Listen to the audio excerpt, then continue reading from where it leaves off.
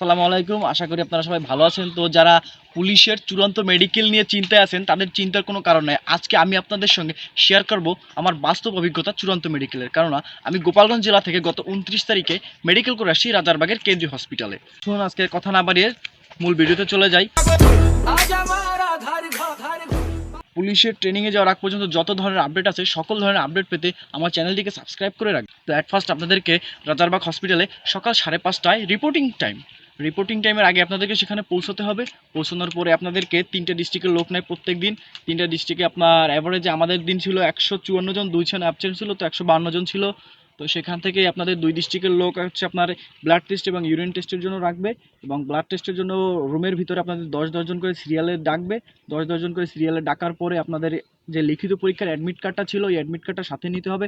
Admit কার্ডটা নিয়ে যাওয়ার পরে আপনাদেরকে একটা কিউআর কোড দিবে। কিউআর কোডে হচ্ছে আপনার 11টা টোটাল হচ্ছে সিল থাকবে। 11টা সিলের ভিতরে হচ্ছে আপনার 8টা রাখবে হচ্ছে আপনার ব্লাড টেস্টের জন্য। 8 টিউব ব্লাড নিবে। 8 টিউব ব্লাড থেকে আপনার হচ্ছে 24টা টেস্ট করবে।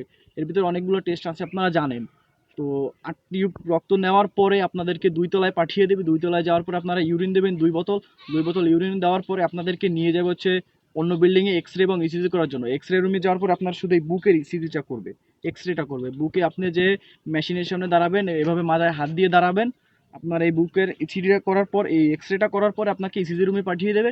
ইসিজি করার পরে একজন ডক্টর আপনাদেরকে বলবে যে আপনাদের ব্লাড দেওয়া হয়েছে, ইউরিন দিয়েছেন, এক্সরে হয়েছে, ইসিজি হয়েছে। যখন আপনারা সবাই বলবেন ওকে, তো আপনাদেরকে আবার সেই ব্লাড যেখানে দিয়েছেন সেখানে পাঠিয়ে দেবে। ওইখানে সবাই আপনারা থাকবেন।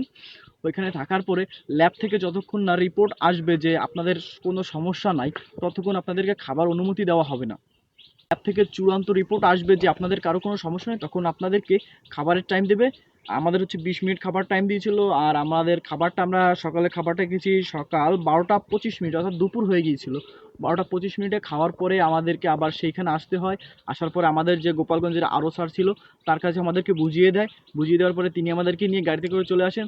তো আশা করি আজকের আমার এই ভিডিও দেখার পরে আপনাদের আর চূড়ান্ত মেডিকেল নিয়ে কারো কোনো সমস্যা থাকবে না। আশা করি সবাই ভালো থাকবেন এবং ট্রেনিংয়ে যাওয়ার আগ পর্যন্ত সকল ধরনের আপডেট আমার কাছ থেকে আপনারা পেয়ে যাবেন।